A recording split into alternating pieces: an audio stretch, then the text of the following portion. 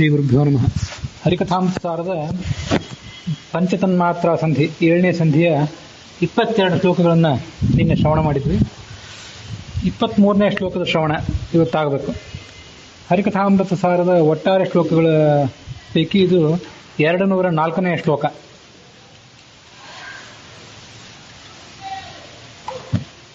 ಒಂದರೊಳಗೊಂದೊಂದು ಬೆರೆತಿಹ ಇಂದಿರೇಶನ ರೂಪಗಳ ಮನಬಂದ ತೆರದಲ್ಲಿ ಚಿಂತಿಸಿದಕ್ಕೆ ಅನುಮಾನವಿನಿತಿಲ್ಲ. ಸಿಂಧುರಾಜನಳು ಅಂಬರಾಲಯ ಬಂಧಿಸಲು ಪ್ರತಿ ತಂತುಗಳಳು ಉದಬಿಂದು ವ್ಯಾಪಿಸಿದಂತೆ ಇರುತ್ತಿಪ್ಪನು ಚರಾಚರದಿ. ಇಂದಿರಾರಮಣನಾದ ಭಗವಂತನ ರೂಪಗಳು ಒಂದರೊಳಗೊಂದು ಸೇರ್ಕೊಂಡಿವೆ. ಆದ್ದರಿಂದ ಮನುಷ್ಯನಿಗೆ ಸಾಧನ ಮಾಡಲಿಕ್ಕೆ ಹೊರಟಿರ್ತಕ್ಕಂಥ ಮನುಷ್ಯನಿಗೆ ಯಾವ ರೀತಿಯಾಗಿ ಮನಸ್ಸಿಗೆ ಅನುಕೂಲ ಅನ್ನಿಸ್ತದೋ ಆ ರೀತಿಯಾಗಿ ಭಗವಂತನ ನಾನಾ ಥರದ ರೂಪಗಳನ್ನು ಚಿಂತನೆ ಮಾಡಿದ್ರು ಅದಕ್ಕೆ ತಪ್ಪಿಲ್ಲ. ಸಿಂಧುರಾಜನೊಳು, ಸಿಂಧುರಾಜ ಅಂದರೆ ಸಮುದ್ರರಾಜನೊಳಗೆ ಅಂಬರಾಲಯ ಅಂದರೆ ಒಂದು ಬಟ್ಟೆಯ ಈ ಡೇರೆ ಹಾಕ್ತಾರಲ್ಲ, ಬಟ್ಟೆಯ ಮನೆ, ದೊಡ್ಡದೊಂದು ವಸ್ತ್ರಗೃಹ ಅಂತ ಬರೀತಾರೆ ವ್ಯಾಖ್ಯಾನದಲ್ಲಿ. ಒಂದು ದೊಡ್ಡ ಬಟ್ಟೆಯನ್ನ ಸಮುದ್ರದಲ್ಲಿ ನೆನೆಸಿದರೆ ಪ್ರತಿ ತಂತುಗಳ ಒಳಗೆ, ಪ್ರತಿಯೊಂದು ನೂಲಿನ ಒಳಗೂ ಕೂಡ ಉದಬಿಂದು ವ್ಯಾಪಿಸಿದಂತೆ ನೀರು ಎಲ್ಲಿರ್ತದೆ ಅಂದರೆ ಆ ಬಟ್ಟೆಯ ಮನೆಯ ಒಳಗೆ, ಆ ಡೇರೆಯೊಳಗೆ ಪ್ರತಿಯೊಂದು ನೂಲಿನ ಒಳಗೂ ಕೂಡ ನೀರಿನ ಬಿಂದು ವ್ಯಾಪಿಸಿಕೊಂಡಿರ್ತದೆ. ಆ ಥರ ಈ ಇಂದಿರಾರಮಣ ಇದ್ದಾನೆ. ಇರುತಿಪ್ಪನು ಚರಾಚರದಿ, ಚರಾಚರ ವಸ್ತುಗಳಿಗೆ ಎಲ್ಲಾ ಕಡೆಯೂ ಕೂಡ ಆತ ಇದ್ದಾನೆ. ಒಂದರೊಳಗೆ ಒಂದು ಬೆರೆತಿಹ ಇಂದಿರೇಶನ ರೂಪಗಳ ಮನಬಂದ ತೆರದಲ್ಲಿ ತನ್ನ ಮನಸ್ಸಿಗೆ ಅನುಕೂಲ ಆಗುವಂತೆ ಚಿಂತಿಸಿದಕ್ಕೆ ಅನುಮಾನವಿನಿತಿಲ್ಲ, ಅದಕ್ಕೆ ಯಾವುದೇ ತೊಂದರೆ ಕೂಡ ಇಲ್ಲ.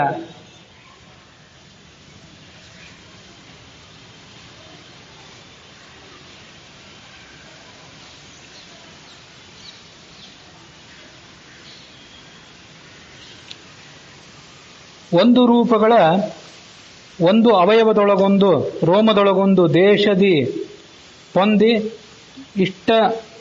ಇಪ್ಪವು ಅಜಾಂಡ ಅನಂತಾನಂತ ಕೋಟಿಗಳು ಹಿಂದೆ ಮಾರ್ಕಂಡೇಯ ಕಾಣನೆ ಒಂದೇ ರೂಪದಿ ಸೃಷ್ಟಿ ಪ್ರಳಯವ ಇಂದಿರೇಶನೊಳೇನಿದಚ್ಚರಿ ಅಪ್ರಮೇಯ ಸದಾ. ಭಗವಂತನ ಒಂದೊಂದು ರೂಪದೊಳಗೂ ಕೂಡ, ಒಂದೊಂದು ರೂಪ ಇಡೀ ರೂಪ ಅಂತನೂ ಸ್ವೀಕಾರ ಮಾಡದೇ ಇದ್ರು, ಒಂದೊಂದು ಅವಯವದೊಳಗೂ ಕೂಡ, ಒಂದೊಂದು ರೋಮದಲ್ಲೂ ಕೂಡ, ಒಂದೊಂದು ಪ್ರದೇಶದಲ್ಲಿಯೂ ಕೂಡ ಅನಂತಾನಂತ ಕೋಟಿ ಬ್ರಹ್ಮಾಂಡಗಳು ನೆಲೆಸಿವೆ. ಅಷ್ಟು ವಿಸ್ತಾರವಾದ ಅವನ ರೂಪ. ಹಿಂದೆ ಮಾರ್ಕಂಡೇಯ ಆ ಭಗವಂತನ ಒಂದೇ ರೂಪದಲ್ಲಿ ಸೃಷ್ಟಿ ಪ್ರಳಯ ಇವೆಲ್ಲವನ್ನೂ ಕೂಡ ಕಂಡ. ಭಗವಂತನ ರೂಪ ವೈವಿಧ್ಯವನ್ನು ಕಂಡವರ ಸಾಕ್ಷಿಗಳ ಪೈಕಿ ಮಾರ್ಕಂಡೇಯ ಮತ್ತು ಅರ್ಜುನನನ್ನ ಮುಂದಿನ ಶ್ಲೋಕದಲ್ಲಿ ವರ್ಣನೆ ಮಾಡ್ತಾರೆ. ಮಾರ್ಕಂಡೇಯನ ಕಥೆಯನ್ನು ಈ ಶ್ಲೋಕದಲ್ಲಿ ದಾಸರು ಹೇಳ್ತಾರೆ. ಭಾಗವತದ 12ನೇ ಸ್ಕಂದದಲ್ಲಿ ಈ ಮಾರ್ಕಂಡೇಯನ ಕಥೆ ಇದೆ. ಮಾರ್ಕಂಡೇಯ ಭಗವಂತನನ್ನು ಉಪಾಸನೆ ಮಾಡಿದ. ಭಗವಂತ ಆತನಿಗೆ ಪ್ರತ್ಯಕ್ಷನಾದ. ನಿನಗೆ ಏನು ಬೇಕು ಅಂತ ಭಗವಂತ ಕೇಳಿದ. ಈತ ನಿನ್ನ ಮಾಯೆಯನ್ನು ನೋಡ್ಬೇಕು ಅಂತ ಅಪೇಕ್ಷೆ ಇದೆ, ಮತ್ತೇನು ಅಪೇಕ್ಷೆ ಇಲ್ಲ ಅಂತ ಈತ ಹೇಳ್ಕೊಂಡ. ಆ ಭಗವಂತ ಆಗ್ಲಿ ಮಾಯೆಯನ್ನು ಕಾಲಕ್ರಮೇಣ ತೋರಿಸ್ತೇನೆ ಅಂತ ಹೇಳಿದ. ಭಗವಂತ ಅದೃಶ್ಯನಾದ. ಮುಂದೆ ಈತ ತನ್ನ ಆಶ್ರಮದಲ್ಲಿ ಕೂತ್ಕೊಂಡಿದ್ದಾಗ ಅಲ್ಲಿ ಆ ಭಗವಂತ ಆತನಿಗೆ ಕಾಣಿಸ್ಕೊಂಡ. ಆ ಭಗವಂತನ ಮಾಯೆ ಕಾಣಿಸ್ಕೊಂಡಿತ್ತು. ಇದ್ದಕ್ಕಿದ್ದಂತೆ ದೊಡ್ಡ ಪ್ರಮಾಣದಲ್ಲಿ ಮೋಡಗಳು, ಆ ಮೋಡಗಳ ಮೂಲಕ ಮಳೆ ಸುರಿಲಿಕ್ಕೆ ಪ್ರಾರಂಭ ಆಯಿತು. ಅದೆಲ್ಲ ಆ ಥರ ಪ್ರಳಯಕ್ಕೆ ಕಾರಣ ಆಯಿತು. ಪ್ರಳಯಕ್ಕೆ ಕಾರಣ ಆದಾಗ ಈ ಮಾರ್ಕಂಡೇಯ ಋಷಿಗೆ ತನ್ನ ಸುತ್ತಮುತ್ತಲು ಏನೂ ಕಾಣಲಿಲ್ಲ. ಅವನಿಗೂ ಆತ ಬಹಳ ಭಯ ಆಯಿತು. ಒಂದು ಕಡೆ ಒಂದು ಸಣ್ಣ ಶಿಶು ಮಾತ್ರ ಕಾಣಿಸಿತು. ಆ ಶಿಶು ತನ್ನ ಕಾಲ ಹೆಬ್ಬೆರಳನ್ನು ಕೈಯಿಂದ ತೆಗೆದುಕೊಂಡು ಬಾಯಲ್ಲಿಟ್ಟುಕೊಂಡು ಚೀಪ್ತಾ ಇತ್ತು.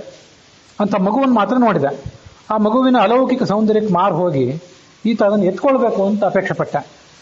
ಅದನ್ನು ಎತ್ಕೊಳ್ಬೇಕು ಅಂತ ಈತ ಹೋಗೋದ್ರೊಳಗೆ ಆ ಮಗು ಒಂದು ಬಾರಿ ಉಸಿರು ಎಳೀತು.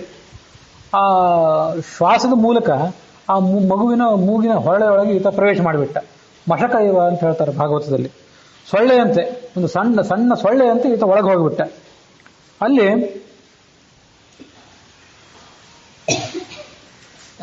ಪ್ರಳಯ ಸ್ಥಿತಿ, ಸೃಷ್ಟಿ, ಸ್ಥಿತಿ, ಪ್ರಳಯ ಇದೆಲ್ಲವನ್ನೂ ಮಾಡುವಂತಹ ಭಗವಂತನ ರೂಪವನ್ನು ಆತ ಕಂಡ. ಹೀಗೆ ಭಗವಂತನ ರೂಪ ವೈವಿಧ್ಯವನ್ನ ಕಂಡದ್ದಕ್ಕೆ ಈ ಮಾರ್ಕಂಡೇಯ ಕೂಡ ಒಬ್ಬ ಸಾಕ್ಷಿ. ಒಂದು ರೂಪದಳು, ಒಂದು ಅವಯವದಳು, ಒಂದು ರೂಪದಲ್ಲೇ ಎಲ್ಲವನ್ನೂ ಮಾಡುವಂತ ಶಕ್ತಿ ಇದೆ. ಆ ಇಡೀ ರೂಪಕ್ಕೆ ಆ ಶಕ್ತಿ ಇದೆ ಅಂತಲ್ಲ, ಭಗವಂತನ ಒಂದು ರೂಪಕ್ಕೂ ಒಂದು ಅವಯವಕ್ಕೂ ಆ ಶಕ್ತಿ ಇದೆ, ಒಂದೊಂದು ರೋಮಕ್ಕೂ ಆ ಶಕ್ತಿ ಇದೆ.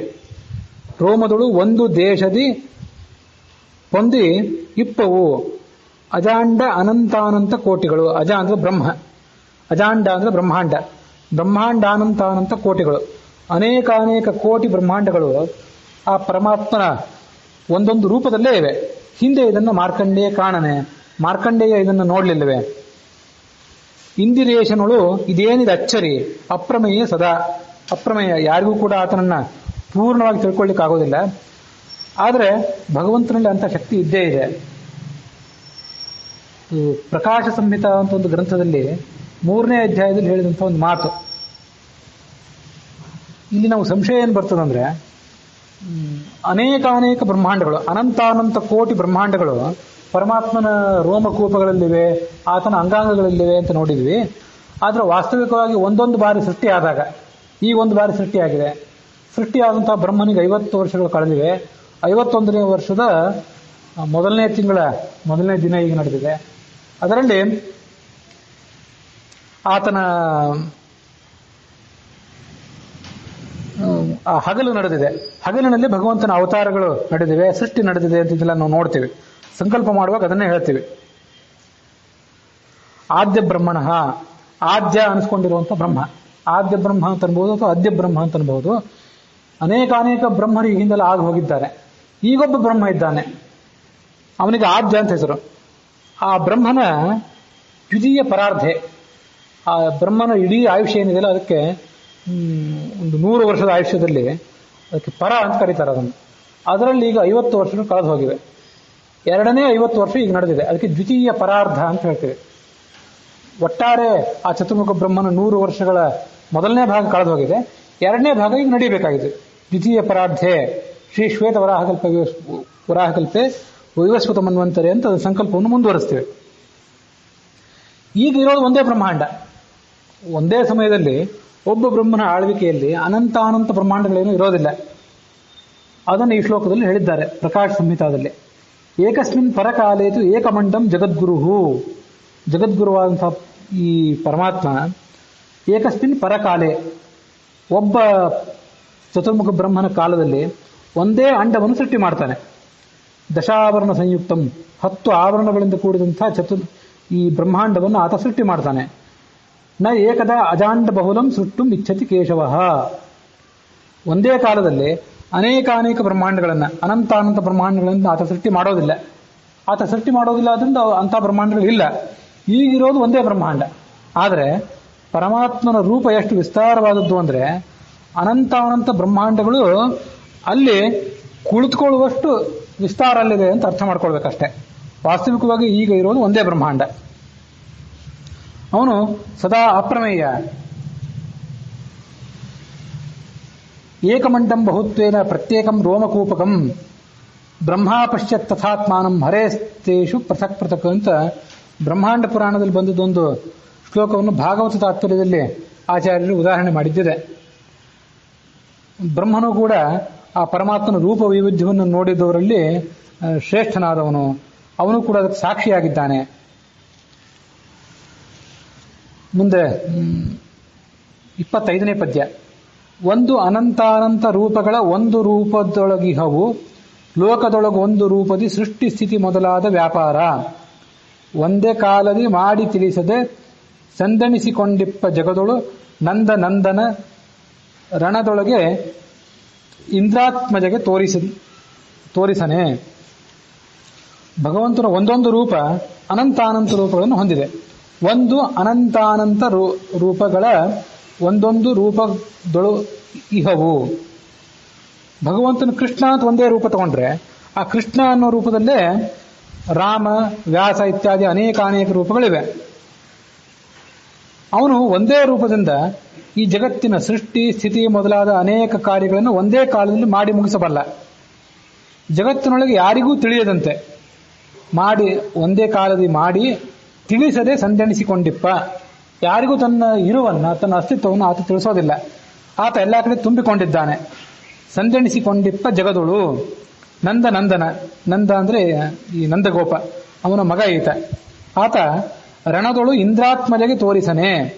ತಾನು ಒಂದೇ ರೂಪದಲ್ಲಿ ಅನೇಕ ರೂಪಗಳನ್ನ, ಅನಂತ ರೂಪಗಳನ್ನ ಹೇಗೆ ತುಂಬಿಕೊಂಡಿದ್ದೇನೆ ಅಂತ ಅನ್ನೋದನ್ನ ಆತ ಹಿಂದೆ ಯುದ್ಧ ಭೂಮಿಯಲ್ಲಿ, ಕುರುಕ್ಷೇತ್ರದ ಯುದ್ಧ ಭೂಮಿಯಲ್ಲಿ ಅರ್ಜುನನಿಗೆ ತೋರಿಸಲಿಲ್ಲೇನೋ. ಅರ್ಜುನನು ಕೂಡ ಸಾಕ್ಷಿ. ಹೀಗೆ ಚತುರ್ಮುಖ ಬ್ರಹ್ಮ, ಮಾರ್ಕಂಡೇಯ ಋಷಿ, ಆಮೇಲೆ ಈ ಇಂದ್ರನ ಅವತಾರನಾದಂಥ ಅರ್ಜುನ, ಇವರೆಲ್ಲ ಭಗವಂತನ ರೂಪ ವೈವಿಧ್ಯಕ್ಕೆ ಸಾಕ್ಷಿಗಳಾಗಿದ್ದಾರೆ. ಈ ವಿಷಯ ಏನಿದೆಯಲ್ಲ, ಒಂದೇ ರೂಪದಲ್ಲಿ ಅನಂತ ರೂಪಗಳಿವೆ ಅಂತ ಅನ್ನೋದು, ಇದು ಸತ್ತತ್ವ ರತ್ನಮಾಲ ಅನ್ನುವಂಥ ಗ್ರಂಥದಲ್ಲಿ ವರ್ಣಿತ ಆಗಿರುವಂಥ ವಿಷಯ. ಆ ಸತ್ತತ್ವ ರತ್ನಮಾಲದಲ್ಲಿ ಅನೇಕ ಪ್ರಕರಣಗಳು, ಜೀವ ಪ್ರಕರಣ, ಪರಮಾತ್ಮ ಪ್ರಕರಣ, ಮತ್ತೆ ನಿತ್ಯ ಸಂಸಾರಿ ಪ್ರಕರಣ, ಅಚೇತನ ಪ್ರಕರಣ ಅಂದ್ರೆ ಜಡ ಪ್ರಕರಣ, ತಮೋಯೋಗ್ಯ ಪ್ರಕರಣ, ನಿತ್ಯ ಸಂಸಾರಿ ಪ್ರಕರಣ, ಮಧ್ಯಮ ಅಧಮ ಪ್ರಕರಣ, ರುಜು ಅತಿರಿಕ್ತ ಉತ್ತಮ ಮುಕ್ತಿಯೋಗ್ಯ ಪ್ರಕರಣ, ಸರಸ್ವತಿ ಪ್ರಕರಣ, ಬ್ರಹ್ಮವಾಯು ಪ್ರಕರಣ, ಲಕ್ಷ್ಮೀ ಪ್ರಕರಣ ಅಂತ ಹೀಗೆ ಅನೇಕ ಅಧ್ಯಾಯಗಳು ಅದರಲ್ಲಿ 9ನೆಯದ್ದು ನಾರಾಯಣ ಪ್ರಕರಣ ಅಥವಾ ಪರಮಾತ್ಮ ಪ್ರಕರಣ ಅಂತ ಅದನ್ನ ಕರಿಬಹುದು. ಆ ಪರಮಾತ್ಮ ಪ್ರಕರಣದಲ್ಲಿ ಒಂದು ಶ್ಲೋಕ ಏನಿದೆ, ಆ ಶ್ಲೋಕದಲ್ಲಿ ವರ್ಣಿತ ಆಗಿರುವಂತಹ ವಿಷಯವನ್ನ ದಾಸರು ಈ ಪದ್ಯದಲ್ಲಿ ಹೇಳಿದ್ದಾರೆ.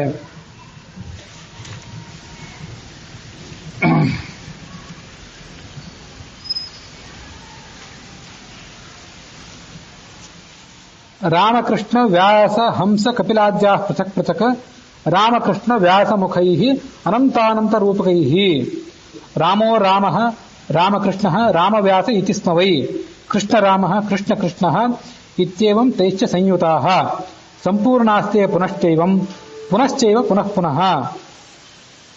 ಭಗವಂತ ರಾಮ ಅಂತ ರೂಪವನ್ನು ಅವತಾರವನ್ನು ತಾಳಿದ್ರೆ ಅದು ಕೃಷ್ಣ ಅನ್ನೋ ಅವತಾರದಿಂದ ಭಿನ್ನ ಅಲ್ಲ. ರಾಮ ಅನ್ನೋ ಅವತಾರನೂ ಕೃಷ್ಣ ಅನ್ನೋ ರೂಪನೂ ಒಂದೇ.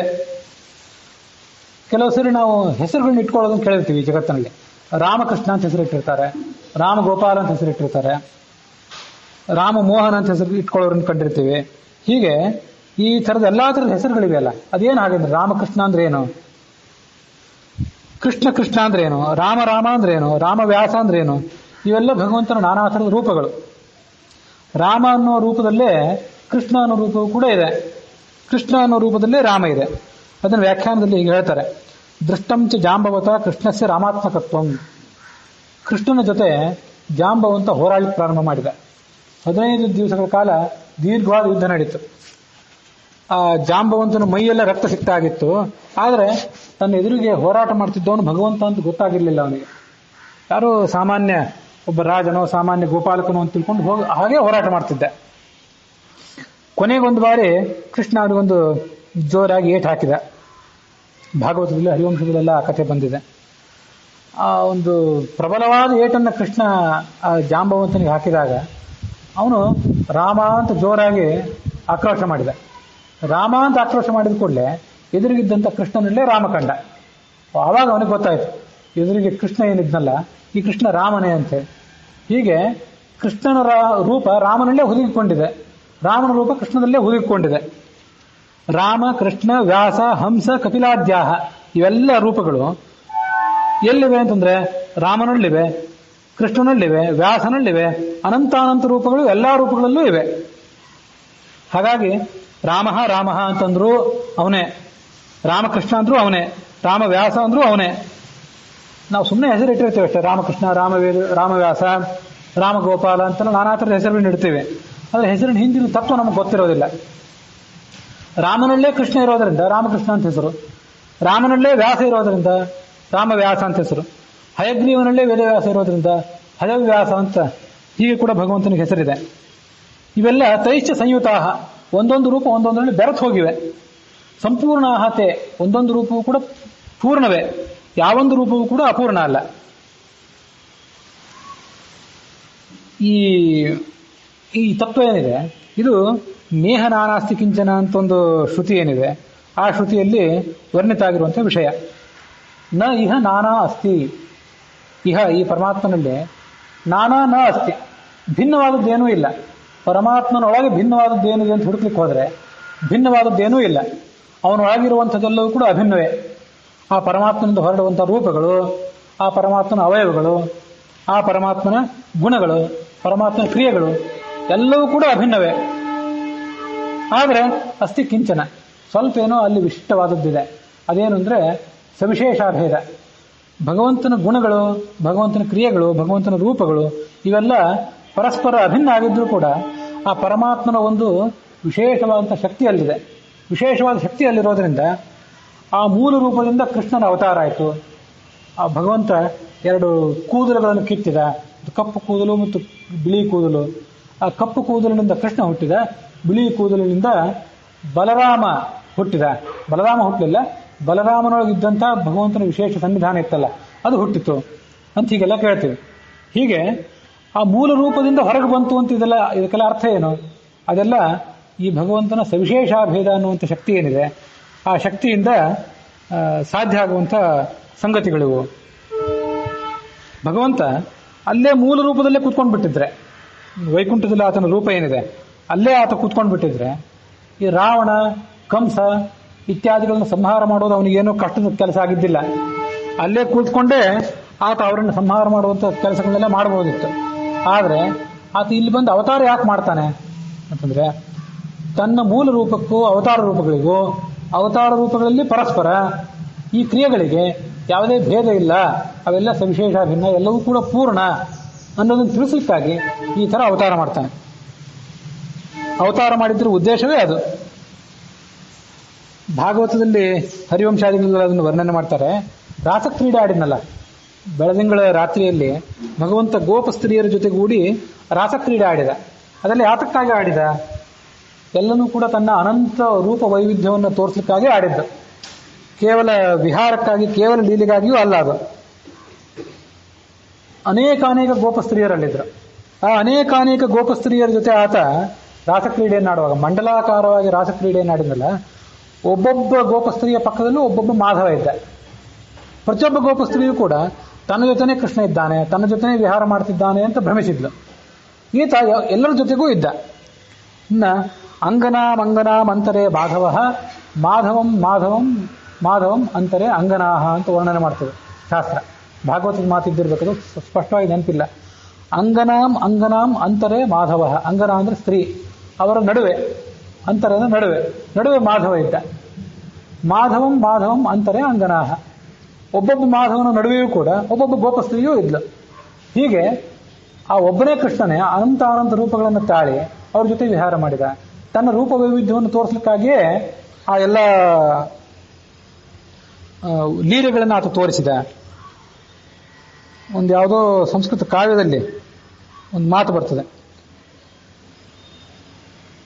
ರಾಮಃ ಪುರಸ್ತಾತ್ ಪರತೋಪಿ ರಾಮಃ, ರಾಮಃ ಪರಂ ದಿಕ್ಷು ವಿದಿಕ್ಷು ರಾಮಃ, ರಾಮೈರಣಂತೈರಿತಿ ವಿಶ್ವರೂಪ ನಿಘ್ನನ್ನರಾತೀನ್ ವಿರರಾಜ ರಾಮಃ ಅಂತ ಒಂದು ಮಾತು. ಅದು ನಾರಾಯಣ ಪಂಡಿತರ ಮಣಿಮಂಜರಿ ಅಂತಿದೆ, ರಾಮ ಕೃಷ್ಣ ಇತ್ಯಾದಿಗಳ ಅವತಾರವನ್ನು ವರ್ಣನೆ ಮಾಡಿದ ಗ್ರಂಥ. ಅದು ಅಲ್ಲಿದ್ದು ಇದ್ದಿರಬೇಕು. ಅಸ್ಪಷ್ಟವಾಗಿ ಆ ಗ್ರಂಥದ ಮೂಲ ನೆನಪು ಬರ್ತಿದೆ. ಶ್ಲೋಕ ಮಾತ್ರ ಹೀಗಿದೆ: ರಾಮಃ ಪುರಸ್ತಾತ್ ಪರತೋಪಿ ರಾಮಃ. ರಾಮ ಯುದ್ಧ ಮಾಡುವಾಗ, ರಾವಣನ ಸೈನ್ಯವನ್ನು ಧ್ವಂಸ ಮಾಡುವಾಗ ಇತ್ಯಾದಿ ಕಡೆಗಳಲ್ಲಿ ರಾಮಃ ಪುರಸ್ತಾತ್, ಮುಂದೆ ರಾಮ ಇದ್ದ. ರಾಕ್ಷಸರಿಗೆ ಎಲ್ಲ ಕಡೆನೂ ರಾಮನೇ ಕಾಣಿಸ್ತಿದ್ದ. ಮುಂದೆ ರಾಮ ಇದ್ದ, ಪಕ್ಕದಲ್ಲಿ ರಾಮ ಇದ್ದ. ರಾಮಃ ಪರಂ ದಿಕ್ಷು ವಿದಿಕ್ಷು ರಾಮ, ಎಲ್ಲ ದಿಕ್ಕುಗಳಲ್ಲಿ ಎಲ್ಲೆಲ್ಲಿ ನೋಡಿದ್ರು ರಾಮನೇ ಕಾಣ್ತಿದ್ದ. ಅನಂತ ರಾಮನ ರೂಪಗಳು, ಹಾಗೆ ಅನಂತ ಕೃಷ್ಣನ ರೂಪಗಳು. ಇವೆಲ್ಲ ರೂಪಗಳು ಹೀಗೆ ತುಂಬಿಕೊಂಡಿವೆ. ಹೇಗೆ ತುಂಬಿಕೊಂಡಿವೆ ಭಗವಂತನ ರೂಪಗಳು?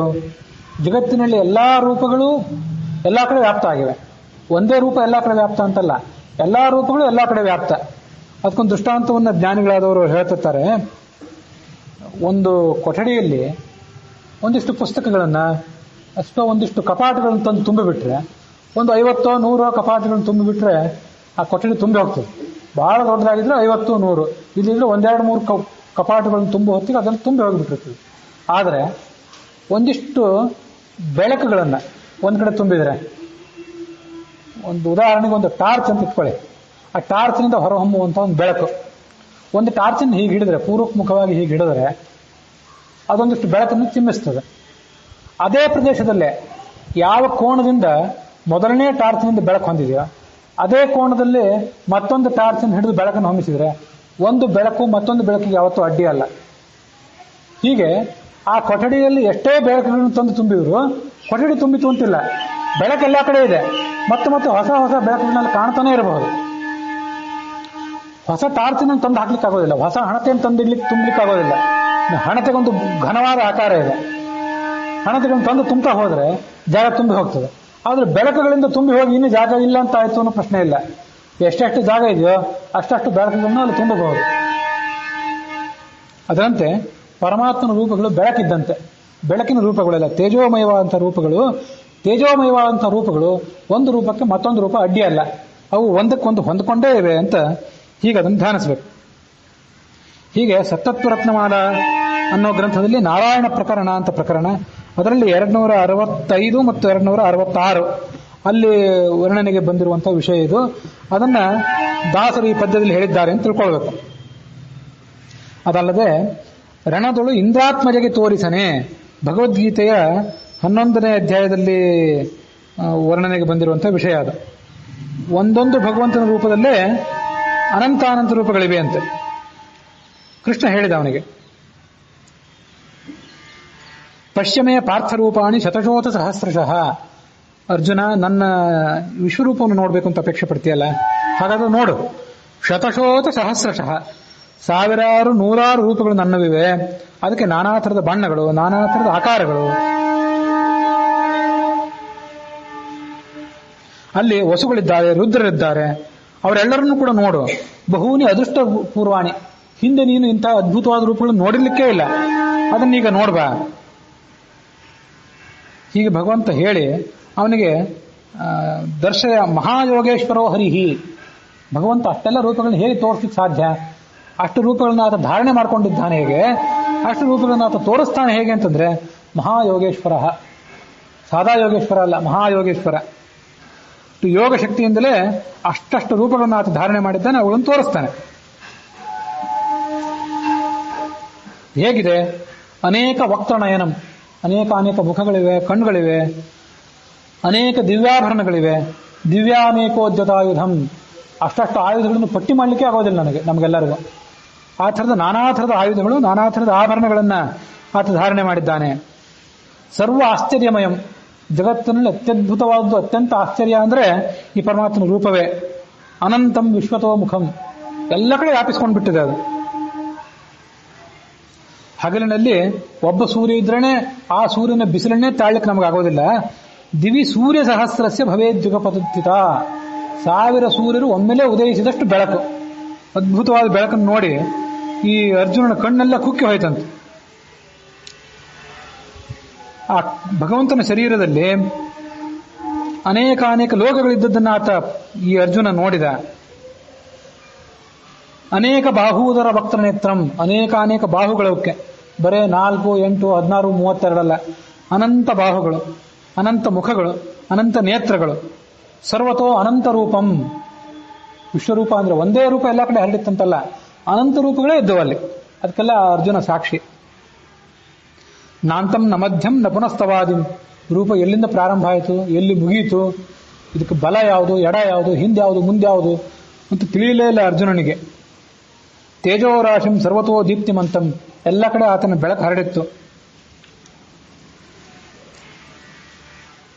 ಅನಾದಿ ಮಧ್ಯಾಂತಂ ಅನಂತ ವೀರ್ಯಂ, ಆದಿ ಇಲ್ಲ ಅಂತವಿಲ್ಲ ಅದಕ್ಕೆ. ಶಶಿ ಸೂರ್ಯ ನೇತ್ರಂ, ಚಂದ್ರ ಸೂರ್ಯರೇ ಆತನಿಗೆ ಕಣ್ಣುಗಳಾಗಿದ್ದರು. ದೀಪ್ತ ಹುತಾಶ ವಕ್ತ್ರಂ, ಪ್ರಜ್ವಲಿಸುವಂತ ಬೆಂಕಿಯೇ ಆ ಭಗವಂತನ ಬಾಯಿಯಿಂದ ಹೊರಗೆ ಬರ್ತಿತ್ತು. ಸ್ವತೇಜಸ ವಿಶ್ವಮಿದಂ ತಪಂತಂ, ಬರೇ ಅರ್ಜುನನಿಗೆ ಮಾತ್ರ ಅಲ್ಲ, ಅಲ್ಲಿದ್ದಂಥ ಸುತ್ತಮುತ್ತಲಿನ ಎಲ್ಲಾ ಜಗತ್ತೂ ಕೂಡ ಬೆಂದು ಹೋಗಿತ್ತು ಆತನ ಕಾಂತಿಯ ಮುಂದೆ.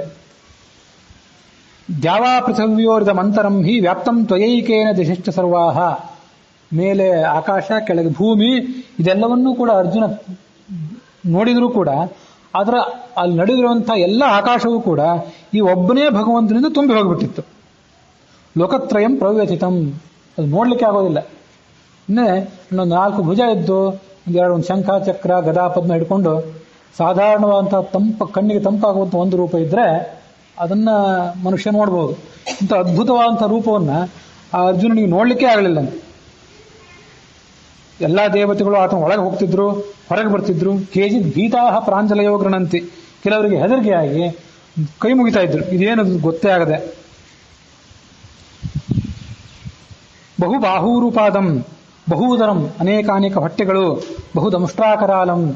ನರಸಿಂಹನಿಗೆ ಒಂದೇ ನರಸಿಂಹದ ಮುಖ ಇತ್ತೇನೋ, ಒಂದೇ 2 ಕೋರೆ ಹಲ್ಲಿದ್ದವು.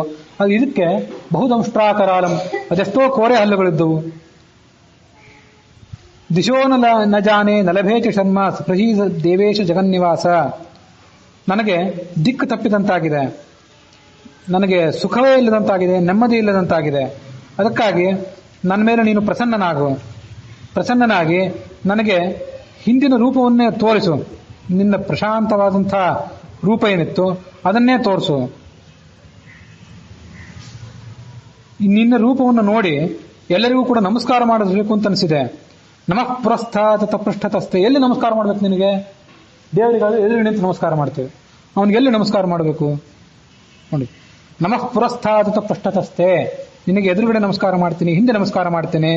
ನಮೋಸ್ತುತೆ ಸರ್ವತಯವ ಸರ್ವ, ಎಲ್ಲ ಕಡೆ ಮುಖವೂ ಇದೆ, ಎಲ್ಲ ಕಡೆ ಕಾಲಿದೆ, ಎಲ್ಲ ಕಡೆ ಹೊಟ್ಟೆ ಇದೆ, ಎಲ್ಲಿ ನೋಡಿದಲ್ಲೂ ಶಂಖಚಕ್ರಗಳಿವೆ, ಎಲ್ಲ ಕಡೆ ನಿಮ್ಗೆ ನಮಸ್ಕಾರ. ಅನಂತ ವೀರ್ಯಾಮಿತ ವಿಕ್ರಮಸ್ತ್ವಂ ಸರ್ವಂ ತಮಾಪ್ನೋದಿ ತಥೋಷಿ ಸರ್ವ, ಎಲ್ಲವನ್ನೂ ವ್ಯಾಪಿಸ್ಕೊಂಡಿದ್ದೆ, ಆದ್ರಿಂದ ನಿನ್ನನ್ನು ಸರ್ವ ಅಂತ ಅನ್ಬೇಕು ನಾವು. ಸರ್ವ ಅನ್ನೋ ಶಬ್ದದಿಂದಲೇ ನೀನು ಮುಖ್ಯನಾಗಿ ವಾಚ್ಯನಾಗಿದ್ದೆ. ಅವನಿಗೆ ಆ ರೂಪವನ್ನು ನೋಡಿ ಬಹಳ ಭಯ ಆಯ್ತಂತೆ. ಹಿಂದೆ ನೀನು ನನ್ನ ಸ್ನೇಹಿತ ಅಂತ ತಿಳ್ಕೊಂಡು ಯಾವತ್ತೂ ಅಪಹಾಸ್ಯ ಮಾಡಿರ್ಬೋದು, ನಿನ್ನ ಹೆಗಲ ಮೇಲೆ ಕೈ ಹಾಕಿರ್ಬೋದು, ನಿನ್ನ ಕೈಯಿಂದ ಏನಾದ್ರು ಕೆಲಸ ಮಾಡಿಸ್ಕೊಂಡಿರ್ಬೋದು, ಅದನ್ನೆಲ್ಲ ಕ್ಷಮಿಸು ಅಂತ ಕೇಳ್ಕೊಂಡ. ಇದು ಯಚ್ಚಾವಹಾಸಾರ್ಥಂ ಅಸತ್ಕೃತೋಸಿ. ದೊಡ್ಡವ್ರು ಬಂದಾಗ ಎದ್ದು ನಿಲ್ಬೇಕು, ಭಗವಂತ ಬಂದಾಗ ಎದ್ದು ನಿಲ್ಬೇಕು. ಆದರೆ ನೀನು ಬಂದಾಗ ನೀನು ಸರಿಯಾದ ಸತ್ಕಾರ ಮಾಡ್ಲಿಕ್ಕೆ ನನಗೆ ಆಗಿಲ್ಲದೆ ಇರ್ಬೋದು.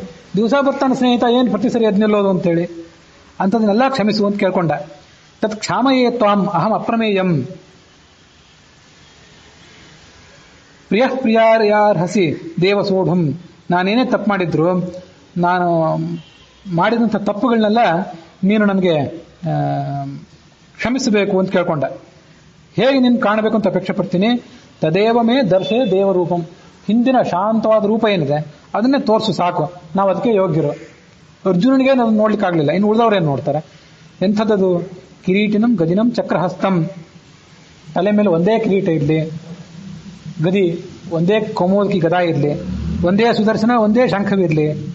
ಇಚ್ಛಾಮಿತ್ವಾಂ ದೃಷ್ಟು ಮಹಂ ತಥೈವ ತೇನೈವ ರೂಪೇಣ ಚತುರ್ಭುಜೇನ, ಅದೊಂದೇ ರೂಪ ನಮಗೆ ಸಾಕು. ಸಹಸ್ರಬಾಹೋ ಭವ ವಿಶ್ವಮೂರ್ತೆ, ಸಹಸ್ರಬಾಹುಗಳೆಲ್ಲ ಉಪಸಂಹಾರ ಮಾಡಿಕೊಂಡು ಆ 4 ಕೈಗಳುಳ್ಳಂಥ ರೂಪವನ್ನು ನನಗೆ ತೋರಿಸುವಂತ ಅರ್ಜುನ ಹೇಳಿದ. ಅವನು ಅದಕ್ಕೆ ಸಮಾಧಾನ ಮಾಡಿದ. ಮಾಥೇವ್ಯತ ಮಾಚ ವಿಮೂಢ ಭಾವ, ನಿನಗೆ ಭಯ ಬೇಡ, ನಿನಗೆ ಭ್ರಾಂತಿ ಬೇಡ, ಘೋರವಾದಂಥ ನನ್ನ ಈ ರೂಪವನ್ನು ನೋಡಿ ನೀನು ಕಳವಳ ಪಡಬೇಡ, ನನ್ನ ಶಾಂತವಾದ ರೂಪವನ್ನು ನಾನು ನಿನಗೆ ತೋರಿಸ್ತೇನೆ ಅಂತ ಹೇಳಿ ಹಿಂದಿನ ರೂಪವನ್ನೇ ಭೂತ್ವ ಪುನಃ ಸೌಮ್ಯ ಉಪರ್ಮಹಾತ್ಮ, ಅದೆಲ್ಲಿದೆ ಸೌಮ್ಯವಾದ ರೂಪ ಎಲ್ಲಿದೆ? ಅವನೊಳಗೆ ಇದೆ. ಆ ನರಸಿಂಹನ ರೂಪಕ್ಕೆ ಬಂದಿತ್ತಲ್ಲ ಭದ್ರಂ, ಅತ್ಯಂತ ಕಲ್ಯಾಣಕರವಾದ ರೂಪ ಅದು. ಎಷ್ಟು ಘೋರವೋ ಅಷ್ಟೇ ಕಲ್ಯಾಣಕರವಾದಂಥ ರೂಪ ಅದು. ಹೀಗೆ ಅವನನ್ನ ಭಯಂಕರವಾದ ರೂಪವನ್ನು ನೋಡಿದಂತಹ ಹೆದರಿದಂತಹ ಅರ್ಜುನನನ್ನ ಆತ ಸಮಾಧಾನಪಡಿಸಿದ ಅಂತ ನಾವು ಅಲ್ಲಿ ನೋಡ್ತೀವಿ. ಹೀಗೆ ಭಗವಂತನ ವಿಶ್ವರೂಪವನ್ನು ಆತ ಪೂರ್ಣವಾಗಿ ನೋಡಿದಂತಲ್ಲ, ಪೂರ್ಣವಾಗಿ ಯಾರೂ ನೋಡೇ ಇಲ್ಲ, ಪೂರ್ಣವಾಗಿ ಯಾರಿಗೂ ತೋರಿಸೇ ಇಲ್ಲ ಅರ್ಜುನ, ಆ ಭಗವಂತನು ಕೂಡ. ಯಾಕೆಂದ್ರೆ ಪೂರ್ಣವಾಗಿ ತೋರಿಸ್ಲಿಕ್ಕೆ ಆಗೋದೂ ಇಲ್ಲ. ಭಗವಂತನೇ ತನ್ನ ಪೂರ್ಣವಾದಂಥ ಗುಣಗಳನ್ನು, ಪೂರ್ಣವಾದಂಥ ರೂಪಗಳನ್ನು ಯಾರಿಗೂ ತೋರಿಸಿಲ್ಲ, ಯಾರೂ ಅದನ್ನು ನೋಡಿಯೂ ಇಲ್ಲ. ಯಾಕೆಂದ್ರೆ ಅದು ಅನಂತ. ಶಾಸ್ತ್ರ ಹಾಗೆ ಹೇಳಿದೆ, ಪ್ರತ್ಯೇಕಶೋ ಗುಣಾನಾಂತು ನಿಸ್ಸೀಮತ್ವ ಮುದೀರ್ಯತೆ. ಭಗವಂತನಿಗೆ ಗುಣಗಳು ಎಷ್ಟು ಎಣಿಸ್ಲಿಕ್ಕೆ ಹೋದ್ರೆ ಅವೆಲ್ಲ ಅನಂತ ಗುಣಗಳೇ. ಒಂದೊಂದು ಗುಣದ ಪ್ರಮಾಣ ಎಷ್ಟು, ಕರುಣೆ ಎಷ್ಟು, ಔದಾರ್ಯವೆಷ್ಟು, ಸಂಪತ್ತೆಷ್ಟು, ಜ್ಞಾನ ಎಷ್ಟು ಅಂದ್ರೆ ಒಂದೊಂದು ಗುಣವೂ ಕೂಡ ಅನಂತ. ಗುಣಗಳು ಸಂಖ್ಯೆಯ ದೃಷ್ಟಿಯಿಂದಲೂ ಅನಂತ, ಗುಣವು ಒಂದೊಂದು ಪ್ರಮಾಣದ ದೃಷ್ಟಿಯಿಂದಲೂ ಕೂಡ ಅನಂತ ಅಂತ ಹೀಗೆ ಆ ಭಗವಂತನ ಗುಣಗಳನ್ನು ತಿಳ್ಕೊಳ್ಬೇಕು. ಅಥೋ ಅನಂತ ಗುಣೋ ವಿಷ್ಣು ಗುಣತೋ ಅನಂತ ಏವಚ ಇತಿ ತಂತ್ರ ಭಾಗವತೆ. ಹಾಗಾಗಿ ಅನಂತ ಗುಣ, ಅನಂತ ಕರ್ಮ, ಅನಂತ ಕ್ರಿಯಾ, ಅನಂತ ವೀರ್ಯ ಅಂತ ಹೇಳೋದ್ರ ಬದಲು ಸುಮ್ಮನೆ ಅನಂತ ಅಂತ ಹೇಳಿಬಿಟ್ರೆ ಅಷ್ಟೇ ಸಾಕು. ಅವನೇ ಅನಂತ ಅಂದ್ಬಿಟ್ಟು ಅವನ ಗುಣವೂ ಅನಂತ, ಕ್ರಿಯೆಯೂ ಅನಂತ, ರೂಪವೂ ಅನಂತ ಅಂತ ಅವನಿಗೆ ಹೇಳಿದಂತೆ ಆಗ್ತದೆ.